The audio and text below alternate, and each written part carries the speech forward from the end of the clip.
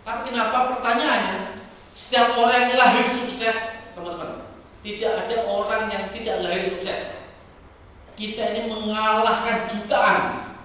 Ya nggak, sperma yang lain. Akhirnya kita terlahir apa? Sukses ya? Iya. Tapi kenapa faktanya hari ini? Kenapa yang kita terlahir sukses di belahan dunia ada orang yang hidupnya sukses, ada bahagia, tapi di sisi lain ada orang hidupnya gagal dan menderita. Kira-kira kenapa teman-teman? Nah, untuk menjawab itu saya akan menggunakan sahabat terbaik saya. Bagi teman-teman yang bisa menjawab, nanti dapat progres ya, progres buku saya. Bentuk yang saya tulis dalam seminggu. Nah, sahabat terbaik saya ini dulunya saya benci, saya jengkel, saya marah. Tapi semakin saya marah, semakin saya jengkel, semakin saya dongkol, justru malah makin mendekati saya, makin mengikuti saya dimanapun kapanpun. Tapi justru hari ini saya berterima kasih dengan sahabat terbaik saya. Lewat wasilah sahabat terbaik saya ini, saya bisa bertemu teman-teman, saya bisa keliling Indonesia, bahkan sekali-kali luar negeri. Kira-kira teman-teman, sahabat terbaik saya ini siapa? Yang bisa bantu jawab, boleh angkat tangan kanannya. Nanti coba apa? Dompet buku saya. Gitu. Apa? Ya, mana yang bersuara boleh katakan apa? Bukan. Apa pun? Apa? Ilmu. Bukan. Kurang tepat. Belum.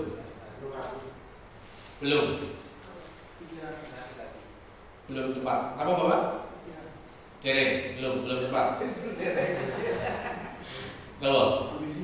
Ambisi, belum tepat. Belum. Kalau sudah nggak kuat, di situ ada kamera. Ya. Yang bilang kita save dulu. Tahu? Bukan. Ini dulunya saya sudah kecewa pada sahabat saya, tapi justru saat ini malah saya berterima kasih banyak. Ini dulunya seperti ini, teman-teman. Kalau nama sesosok sahabat saya itu dulunya seperti ini. Oke, sekali lagi kesempatan sebelum saya tutup nih teman-teman. Apa Pak? Bukan. Kita buka ya. Ya. Oh, ternyata. Ya, ketika ada masalah dalam kehidupan kita, seringkali respon pertama yang paling muncul apa? Marah, emosi, jengkel ya teman-teman.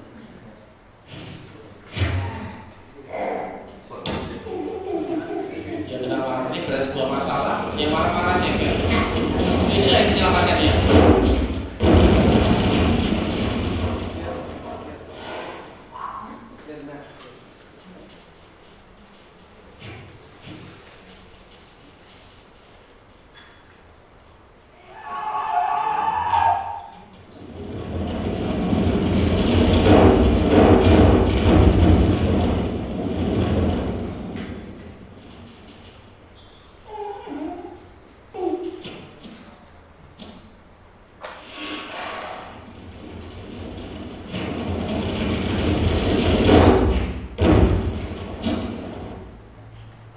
Aplaus yang luar biasa buat teman-teman.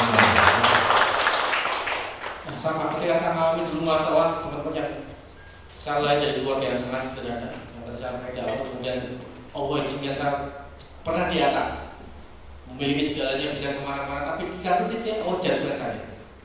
Respon yang muncul pertama kali saya marah. Ya Allah, wah ini, kenapa saya? Saya menyalahkan Allah, menyalahkan orang lain, menyalahkan keadaan. Justru semakin saya menyalahkan Allah, semakin saya dipepet, semakin saya dipentokin, sampai saya nggak bisa ngapa-ngapain. Nah, disitulah teman-teman menjadi titik balik saya. Ketika saya melakukan satu muhasabah, saya menemukan satu rahasia yang luar biasa di balik masalah. Kenapa hidup saya penuh masalah? Sama, teman-teman coba cek. Kenapa hidup saya, perusahaan saya, rumah tangga saya bermasalah? Jawabannya ada di sini. Ternyata ada 3 rahasia luar biasa di dalam kata masalah. Yang pertama teman-teman, di dalam kata masalah ada kata salah. Ketika Allah menghadirkan masalah dalam kehidupan kita, pasti ada sesuatu yang salah. Nah, kesalahan ini datangnya dari mana? Diri kita, orang lain, atau Allah? Tapi seringkali apa yang kita lakukan? Menyalahkan orang lain. Kita nggak menyadari bahwa diri kita yang bersalah. Maka Kenapa orang cenderung berbuat salah? Dari sini saya menemukan satu konsep teman-teman, yang saya sebut dengan konsistensi yang kaitannya dengan iman.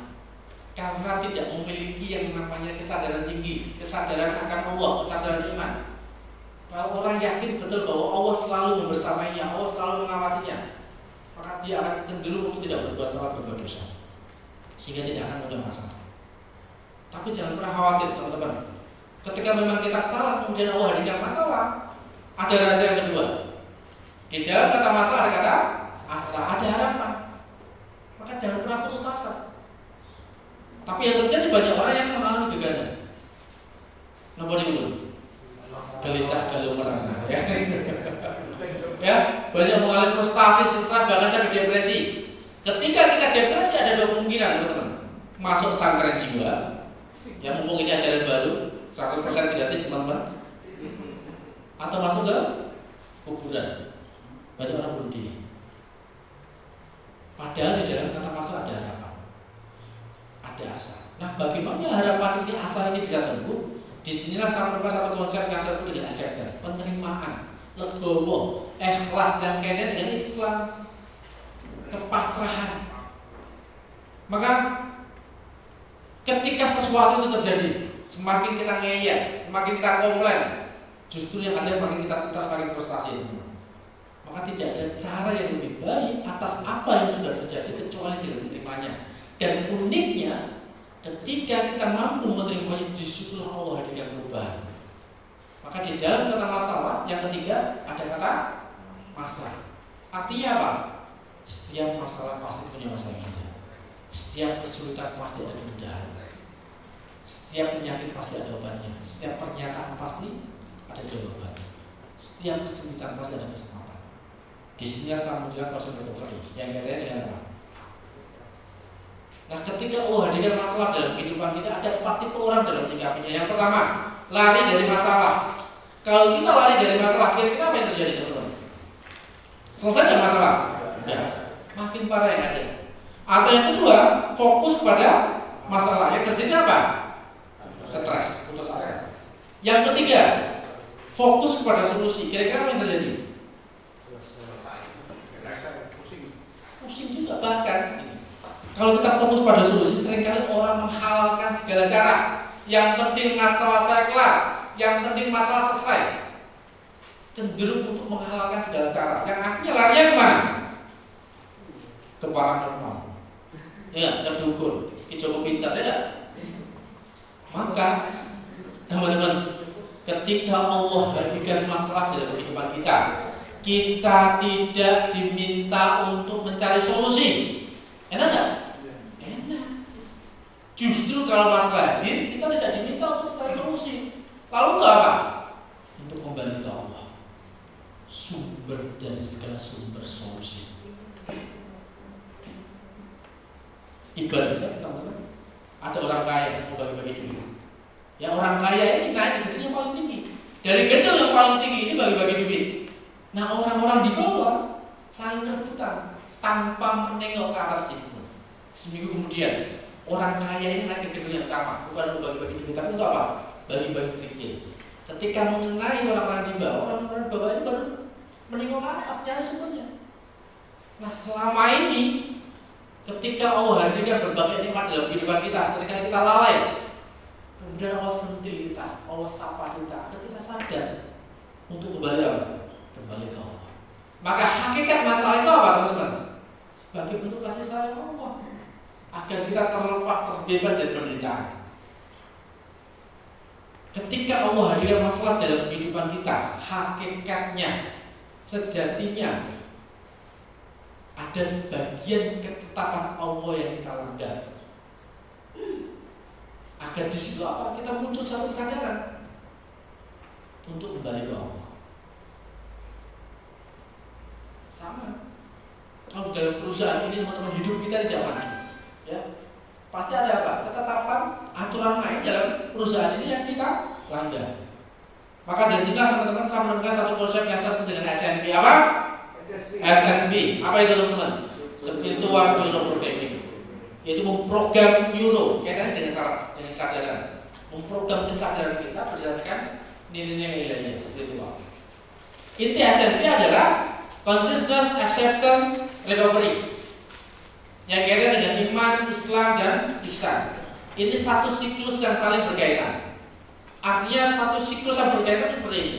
Kalau misalnya dalam satu keluarga ada suami, istri, anak tidak menyadari betul tugas dan kewajibannya, kemudian berparah tidak mau menerima tugas dan kewajiban itu, kira-kira apa yang terjadi di sini? Dalam rumah tangga itu masalah nggak? Masalah.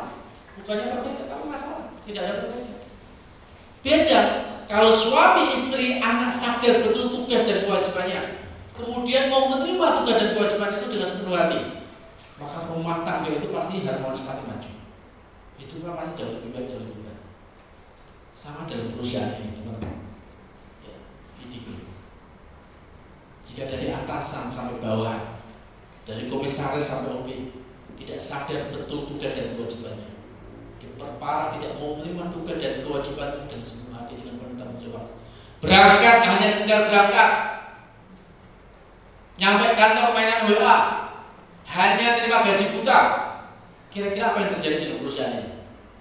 Lama-kelamaan wassalam.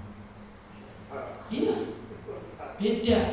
Kalau dari komisaris sampai office boy, dari atasan sampai bawah sadar betul tugas dan kewajibannya.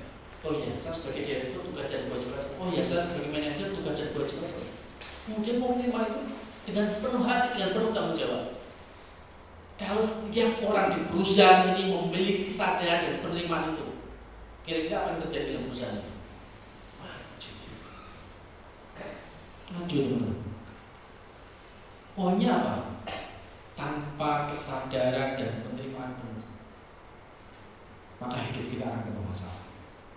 Sama perusahaan ini, jika setiap orang tidak memiliki kesadaran dan penerimaan penuh atas kewajiban dan tugasnya, pasti akan bermasalah. Tapi jika orang masing-masing orang itu sadar betul, yang terjadi tidak saling menyalahkan, tidak saling konflik. Ya nggak teman-teman? Sepakat? Maka sadari betul kenapa saya di sini. Kalau saya seorang komisaris, kalau saya seorang direktur, seorang manajer, seorang keuangan, seorang admin dan yang lainnya, sejatinya tugas saya itu apa?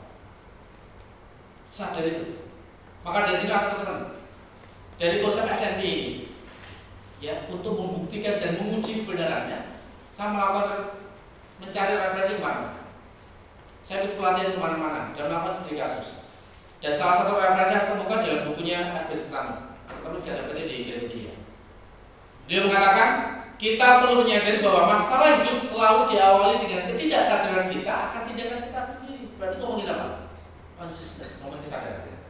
Dan ketidaksadaran itu kemudian berparah dengan ketidakmauan kita untuk menerima kenyataan bahwa kita lah yang bersalah. Bicara apa? Acceptance, penerimaan. Nah seringkali kita tidak mau mengakui. Yang ada malah menyalahkan orang lain, mencari kambing hitam. Dan senada dengan beliau, Rutherford menulis buku The Spirit, teman-teman. Dalam buku yang kedua di bawah, dia mengatakan bila Anda telah melakukan sesuatu yang tidak benar, kesadaran dan penerimaan Anda terhadap perbuatan itu adalah semacam pengampunan bagi hukum taruhan. Artinya apa?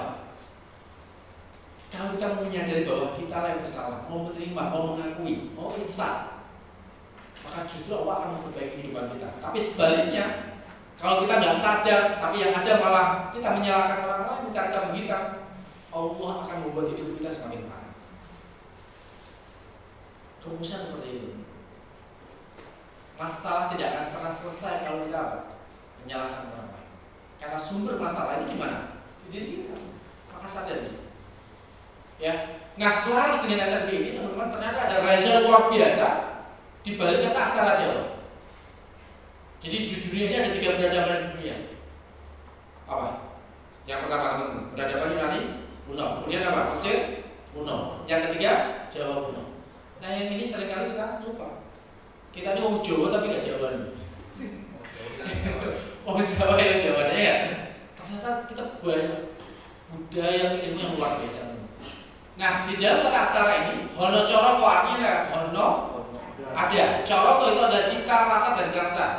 Jadi ada cipta, rasa, karsa ini adalah proses konsisten. Melibatkan apa? Pikiran, perasaan, ruh, kehendak, karsa. Doto Solo, doto itu tanpa, Solo itu menentang. Artinya apa? Pasrah, tidak menentang, acceptance, terima. Dan yang ketiga adalah Podo Joyonya. Podo itu sama-sama, Joyonya itu sukses. Jadi sama-sama sukses terkait dengan recovery. Pondasinya adalah monggo bottom up. Monggo itu meletakkan sesuatu di tempat yang tinggi, bottom up batinia. Jadi meletakkan potensi iman dan takwa di hati sanubari pada tempat yang tinggi. Inilah spiritual. Kira-kira selaras ya dengan konsep spiritual. Ada consciousness, acceptance, recovery, dan pondasinya ada seperti itu. Artinya gini teman-teman. Sama aja teman-teman untuk berpikir kritis, tidak hanya duduk mendengarkan. Kira-kira konsep SMP ini bisa nggak diaplikasikan? Logis ya teman-teman. Nah sampai sini teman-teman, ada nggak yang ditanyakan?